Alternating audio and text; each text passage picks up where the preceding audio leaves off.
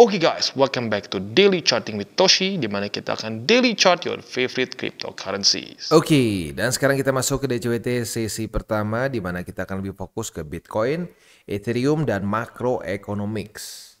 Dan dalam 24 jam terakhir kita bisa lihat di sini terjadi rally sebesar 2,54% dengan total market cap di 2,27 triliun US dollars. Bitcoin dominance kembali meningkat sebesar 0,03% dan volume turun sebesar 2,97%. Mungkin lebih penting adalah sebenarnya daily close daripada Bitcoin ya. Jadi kita bisa di sini daily close dari Bitcoin itu di atas dari MA200 setelah dalam beberapa hari terakhir berhasil dipantulkan oleh BSB walaupun masih di daily ya, masih belum di weekly nih ya.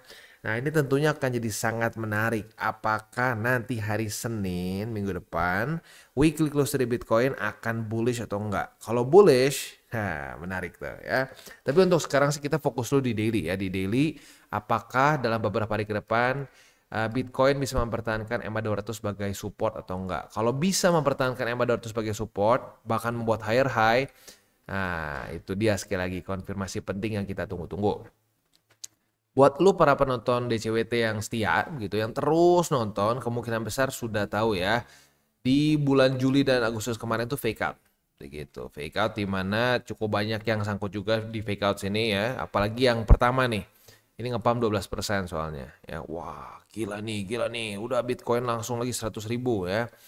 Udah bilang hati-hati, ini baru setengah jalan. Kalau PR itu masih baru 50%, berarti belum bisa dikumpulkan ya. Kita tunggu sampai terjadi pantulan.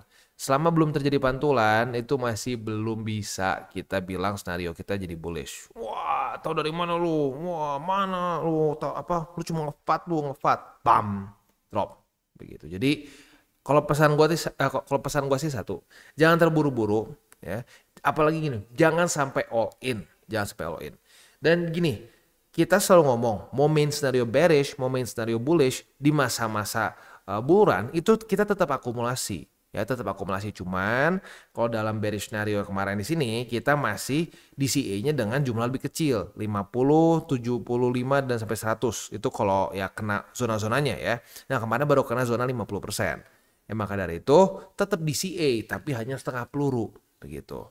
Nah, kalau ganti ke bullish scenario ya dari main scenario bearish menjadi bullish, perbedaannya adalah apa? Perbedaannya kita di atas ini mulai akumulasi 100% lagi.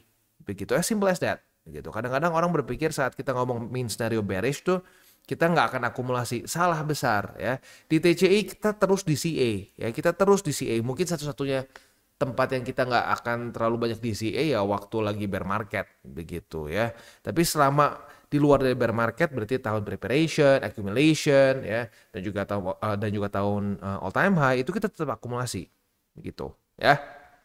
Oke. Nah, untuk weekly close-nya nih buat lu yang terus nonton DCWT kemungkinan besar juga udah tahu, tapi ya gue harus kasih tahu juga buat orang-orang yang mungkin baru nonton nih. Jadi BSB ini punya statistik yang cukup ngeri nih secara akurasinya ya. Jadi setiap kali Bitcoin reclaim BSB ya tentunya dari ini ya, dari scenario bearish, dari reclaim dan mantul di BSB seperti kayak contoh di sini nih. Mantul tuh kayak gini.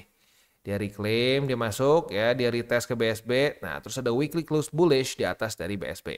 Saat itu terjadi higher high atau kalau dalam kondisi dekat dengan all time high ya jadi new all time high.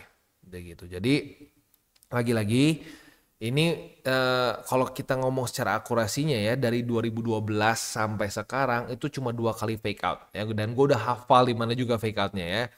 Kita tarik terus di sini. Fake outnya itu terjadi di awal banget ya, di Februari lah. Di Februari Januari 2012. Di sini udah mantul ternyata jebol ya. Dan satu lagi di 2014. Di sini sudah seperti mantul ya. Nah, di sini udah kayak mantul ternyata jebol lagi. Tapi sisanya ya Bitcoin setiap kali dia melakukan konfirmasi reclaim dan mantul di BSB, di situ dia lanjut membuat higher high atau bahkan lanjut membuat all time high begitu. Ya, jadi makanya ini sangat penting nih weekly close minggu depan. Apakah dia akan konfirmasi mantul atau enggak begitu, karena kalau mantul berarti ini masuk lagi ke dalam skenario yang sudah kita bahas dari kemarin-kemarin dan tadi gitu. Saat terjadi pantulan di BSB kita akan mendapatkan momentum yang lebih bullish gitu. Tapi Ya, waktunya masih 4 hari lebih 12, bukan 12, tapi 4 hari lebih 22 jam. Jangan terburu-buru. Yang sering kali membuat orang sangkut adalah apa? Wah, ini punya potensi begini, begini, begini. Kalau terjadi ini. Nah, kalau terjadinya nggak didengar. Wah, punya potensi bisa 100.000. Jebret, all in. Padahal konfirmasinya belum terjadi. Gitu. Nah, itu yang serem. Begitu itu juga yang terjadi di sini. 2 kali lagi, ya 2 kali di Juli dan di Agustus. Ya udahnya biasanya kalau sampai udah terjadi fake out kayak gini, banyak yang ngontak, aduh bang gimana nih bang, sangkut bang, cut loss nggak? Ya nggak tahu posisi lu gimana. Setiap orang kan punya porto beda-beda, gitu. Apakah lu dalam keadaan profit, apakah dalam keadaan minus dan seterusnya, begitu. Ya jadi ya makanya stick with the plan, ya. Oke, selanjutnya kita masuk dulu ke news. Ini news datang dari China ya. Di mana bukan cuma The Fed yang menurunkan suku bunga bank, tetapi China juga turun dan sebesar 50 BPS juga nih ya. Jadi dia menurunkan 50 BPS juga sama seperti di US. Kalau buat lu yang nggak tahu dan nggak terlalu ngikutin di China seperti apa ya, kita tahu sekarang lagi berantakan ya. Karena di China ini sekarang sedang real estate crisis ya, di mana ya bisa dibilang mirip seperti di US 2008, tapi perbedaannya yang penyebabnya tuh atau apa ya, trigger awalnya berbeda. Kalau trigger awal di 2008 di US itu karena CDO ya. Jadi basically ya mereka bikin derivatif dari mortgage begitu, dan akhirnya bubbled up dan pop gitu. Nah, kalau di China ini classic jadi klasik Ponzi sih sebenarnya ya. Jadi perusahaan besar seperti Evergrande gitu ya, mereka mengumpulkan dana banyak ya, dibilang untuk bangun tower A. Padahal bukan bangun tower A, tower sebelumnya pun belum jadi gitu. Jadi mereka gali lubang tutup lubang gitu. Jadi kayak Ponzi sebenarnya ya. Nah, akhirnya break, dan ternyata bukan cuma Evergrande, semua real estate di China seperti itu cara kerjanya. Jadi akhirnya sekarang berantakan. Nah, sekarang China mulai melakukan ya menuju mau ke QE lah kasarnya. Nah, apakah ini akan membuat kripto juga ikutan naik? In theory bisa aja kalau pemerintah Cina memperbolehkan rakyatnya untuk beli apa aja yang mereka mau. Nah, tapi kalau untuk sekarang sih yang data yang kita punya itu dia fokusnya untuk bukan buat rakyat boleh spend apa aja. Kalau di US kan ya dikasih nih ya, waktu kemarin 2020 dikasih stimulusnya banyak pakai buat trading, banyak yang pakai buat investasi. Nah, tapi kalau di China tuh biasanya mereka bisa lebih strict ya. Mereka jangan-jangan harus specifically untuk buat beli makanan atau apa. Kalau kayak gitu ya berarti nggak akan terlalu ngaruh. Tapi kalau sampai China memperbolehkan rakyatnya untuk beli kripto dengan lebih bebas gitu, jadi duit stimulusnya boleh dipakai buat beli kripto, nah itu bisa ngaruh gitu ya. Jadi ini pertanyaan untuk China masih big question mark. Apakah mereka akan memperbolehkan rakyatnya untuk pakai stimulusnya buat investasi begitu ya. Oke, next economic calendar untuk hari ini kita akan ada new home sales dan crude oil inventories, yaitu jam 9 malam sampai jam setengah 10 malam. Jadi siap-siap buat lo yang punya posisi futures dekat-dekat jam 9, 10, 11 ya, pertimbangkan untuk tutup posisi kalau belum kena target TP ya. Itu buat yang konservatif sama ini ya, sekali lagi untuk intermediate. Tapi kalau buat yang agresif ya monggo silakan mau ride the waves, tapi gue sarankan pasang SL. SL-nya mau gimana tergantung lu masing-masing lah. Mau pakai berapa persen minus dari margin boleh. Mau pakai struktur boleh ya. Tinggal pilih, tapi yang pasti pakai gitu. Kalau nggak pakai takutnya keterusan jebol jadi pusing ya. Oke. Next kita akan masuk dulu ke indeks dolar. Indeks dolar itu kondisinya sekarang wah, udah ya, berarti udah benar-benar double topnya terjadi. Di sini top pertama, top kedua jebol, retest 1, retest 2, retest banyak, boom, akhirnya ke bawah juga ya. Nah, sekarang mungkin targetnya akan sampai kena 99,74. Let's see apakah kena sana atau enggak begitu ya. Oke, next kita masuk ke Bitcoin dominance ya. Untuk Bitcoin dominance sendiri kita bisa lihat di sini kemarin lusa jebol ya, tapi kemarin mulai ada lagi penguatan, tapi masih stuck di antara MA20 dan 50 begitu ya. Nah, kalau gua pribadi sih masih belum lihat ini cukup kuat ya si interest rate-nya, karena bukan interest rate, tapi liquidity-nya belum cukup kuat ya. Karena baru interest rate turun sekali saja begitu, dan balance sheet pun itu masih ya lu bisa lihat sendiri masih turun gitu, belum naik. Nah, kalau ini udah si balance sheet udah mulai naik dan interest rate terus turun seperti di 2019. Nah, kayak gini nih ya. Ini udah turun dan balance sheet naik. Nah, disitulah Bitcoin dominance akan mulai kehilangan power, ya kehabisan bensin. Nah, disinilah altcoins akan gila-gilaan biasanya, ya. Oke, itu kurang lebih gambarannya. Next kita akan masuk ke buy limit ya. Tetapi sebelum kita masuk ke buy limit seperti biasa gua akan disclaimer dulu bahwa semua konten dari TCI bukan financial advice. Ini semua bentuknya adalah edukasi ya. Lalu bagaimana cara untuk mendukung TCI? Ada banyak caranya. Lu bisa like our video, bisa share our video, atau juga bisa menggunakan link referral kita di bawah. Nah, sekarang kita akan dengar dulu pesan-pesan dari sponsor kita pada hari ini. Oke, today's video is brought to you by Maxi. Di mana Maxi sedang ada limited time offer, deposit and trade to earn ya, sebesar 20 USD. Ini eventnya simple banget, langsung aja kita jelasin gimana cara kerjanya. Jadi selama event ini berjalan, apabila lu melakukan first deposit sebesar 100 USD atau lebih tepatnya lebih dari 100 USD dan mengkomplit 100 USD dalam trading volume, akan mendapatkan 20 USD bonus. Simple banget, deposit 100 USD atau lebih dari 100 USD ya, selama 7 hari setelah registrasi. Jadi ini untuk new users ya. Dan trade volume lebih besar dari 100 USD plus lu hold 7 hari dan bisa claim 20 USDT. As simple as that ya. Jadi buat lo yang tertarik silakan bisa ikutan ya, dan memang kalau buat lo yang berencana untuk melakukan deposit dan memang pengen akumulasi juga, boleh pertimbangkan untuk menggunakan Maxi agar bisa mendapatkan bonus 20 USDT. Sekali lagi, ini limited time offer. Buat lo yang tertarik, silahkan bisa menggunakan link referral kita di bawah. Oke, dan kita mulai dulu dengan Bitcoin. Untuk Bitcoin kita kemarin punya posisi short ya. Buat lo yang cenderung konservatif dan pasang di target TP yaitu di BSB atau di Bull Sport main atas, udah kena ya. Retest 1, retest 2 kena target TP di tanggal 23 September ya. Sebenarnya di tanggal 24 juga dikasih kesempatan lagi sih sebenarnya ya. Tuh, ya kena lagi. Jadi buat lo yang pasang target TP-nya di BSB ya berarti udah profit 2%-an begitu ya. Nah, buat yang agresif di 60.500-an cut loss begitu. Nah, jadi ini lagi-lagi reminder, yang agresif nggak selalu lebih banyak profit. Kadang-kadang yang agresif tuh yang konservatifnya TP, yang agresifnya cut loss begitu. Jadi ya itu aja ya.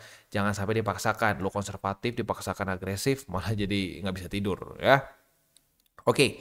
Untuk posisi spotnya jadi bertambah nih ya. Buy limit pertama di EMA 200. Kedua sih ya ini BSB ya mau dijadiin support juga boleh ya, atau mau dibuat dijadiin daily juga boleh.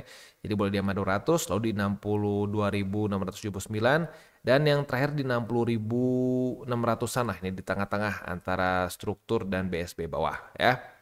Oke, itu kurang lebih untuk posisi spot dan futures di Bitcoin.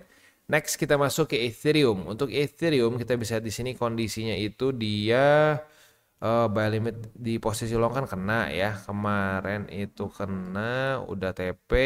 Sekarang retest pertama sudah terjadi kemarin. Nah, apabila pada hari ini terjadi retest kedua di angka 2617, kita bisa buka posisi long dengan target TP kita di 2721 ya. Itu untuk setup posisi long di Ethereum. Nah, untuk posisi spotnya udah kena nih kemarin buy limitnya ya. Yang pertama di 2617, lalu yang kedua di 2552. Dan yang ketiga ini karena cukup dekat kita hitung confluence saja EMA 50-nya. Yang ketiganya kita turun ke bawah di 2464 ya. Itu kurang lebih setup untuk futures di Bitcoin dan di Ethereum ya. Nah, overall kita bisa lihat di sini momentum bullish mulai terbentuk ya karena sejak terjadi penurunan interest rate oleh US ya, dan yang cukup di luar dari dugaan ya. Dugaannya akan cuma 25 BPS, ternyata turun 50. Bahkan ya sekarang kita bisa lihat rupiah aja jadi jauh lebih menguat ya, bukan kesannya kayak jadi menguat ya. Sebenarnya lebih tepatnya indeks dolarnya yang terjun payung ya. Indeks dolarnya terjun payung, IDR jadi kayak lebih kuat begitu ya. Jadi memang apa ya? Jadi kalau menurut gua sih orang yang tebak-tebakan di market itu konyol begitu. Karena kenapa? Ya nih, semua orang menduga 25 BPS, taunya turun 50 gitu. Itu siapa yang nebak gitu loh. Kira-kira siapa yang bisa nebak bisa kayak gitu. Nah, jadi ya kalau gua sih tetap satu ngingetinnya untuk para newbies, intermediate sampai advance. Jangan mau ya kita tebak-tebakan market begitu. Kita tugasnya adalah bereaksi terhadap market begitu. Jadi kalau mau dibikin skala prioritasnya nih, Yang pertama, jaga dulu resiko ya. Kalau kita cari profit doang, nggak jaga resiko, yang ada bukannya profit malah boncos. Yang kedua, ya barulah kita berpikir apa? Berpikir dua arah, jangan cuma satu. Wah pokoknya gua bakal profit kalau naik ya. Kalau gitu semua orang juga gampang gitu ya. Kalau lagi naik doang profit itu gampang. Tapi gimana caranya biar lu turun pun, kalau market turun, lu nggak bingung. Lu tetap bisa akumulasi, lu bisa tetap melakukan suatu hal. Begitu lu bisa terus average down. Nah itu berhubungan sama apa? DCA. Jadi berpikirnya DCA, jangan berpikir all in. Begitu ya. Nah ya selanjutnya paling itu lagi ya. Jangan tebak-tebakan gitu, jangan tebak-tebakan. Jadi kayak kemarin ada beberapa orang kayaknya bingung gitu, wah main scenario bearish nih, wah berarti nggak beli. Siapa bilang ya, ini garis-garis biru tuh tempat kita akumulasi. Kita di TCI, kecuali dari tahun bear market ya, dari teori 28 November tepatnya ya, itu kita terus DCA. Cuma pertanyaannya DCA-nya berapa persen aja. Nah kemarin saat kita main scenario bearish, itu hanya 50% saja, begitu ya. Nah, tapi saat kita sudah masuk ke main scenario bullish lagi, misalkan nih ya, misalkan kita lihat ternyata Bitcoin berhasil mantul di BSB. Nah, ya udah kita balik lagi ke 100%, akumulasi kayak normal gitu, kayak dulu, kayak di sini gitu, sama aja gitu. Nah, itu orang tuh terlalu sering dengan seperti ini. Kita bearish sampai angka tertentu, nggak usah beli. Lihat nih, kita all in di angka sekian. Aduh, nggak bisa ya. Itu kalau udah kayak begitu, ujung-ujungnya jatuhnya bukan bereaksi, tapi lu maksain kehendak lu ke market begitu. Karena pada faktanya market itu sangat dinamis ya, sangat dinamis. Misalkan nih The Fed memutuskan untuk tidak menurunkan interest rate, terus ditahan gitu ya. Itu analisa lu pakai TA, pakai apapun gitu ya, ujung-ujungnya bisa kacau begitu. Kenapa? Karena fundamentalnya bisa menarik TA gitu. Jadi ya itu sih intinya. Jangan sampai kita mau tebak-tebakan ya. Tebak-tebakan mah itu aja, kita main apalah game di HP, tebak-tebakan monggo silakan ya. Tebak-tebakan sama temen boleh. Tapi jangan tebak-tebakan pakai duit. Kalau tebak-tebakan pakai duit itu sebenarnya adalah satu apa ya, satu kata halus untuk judi sebenarnya. Itu cuma judi halus aja gitu, tebak-tebakan gitu ya. Jadi ingat, perbedaan antara investor dan pejudi itu cuma simple. Yang satu tebak-tebakan, yang satu mau bereaksi terhadap market. Oke guys, jadi itu adalah akhir dari segmen DCWT kita pada hari ini.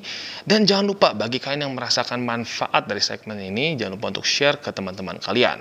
Dan apabila lu pengen mensupport channel kita, ya TCI, jangan lupa untuk menggunakan link referral kita di bawah. Nggak wajib ya, tetapi apabila lu menggunakan link referral kita di bawah, ada macam-macam ya, dari Bybit, Huobi, Maxi, toko kripto, dan banyak lagi ya. Ya, walaupun nggak wajib, tapi kalau menggunakan link referral kita, lu secara langsung membantu perkembangan dari TCI. Dan satu lagi, jangan lupa juga untuk join Telegram group kita, di mana kita bisa ngobrol-ngobrol santai mengenai dunia cryptocurrency secara dua arah. So, jangan lupa untuk like, subscribe, klik the bell icon, and see you on the next video.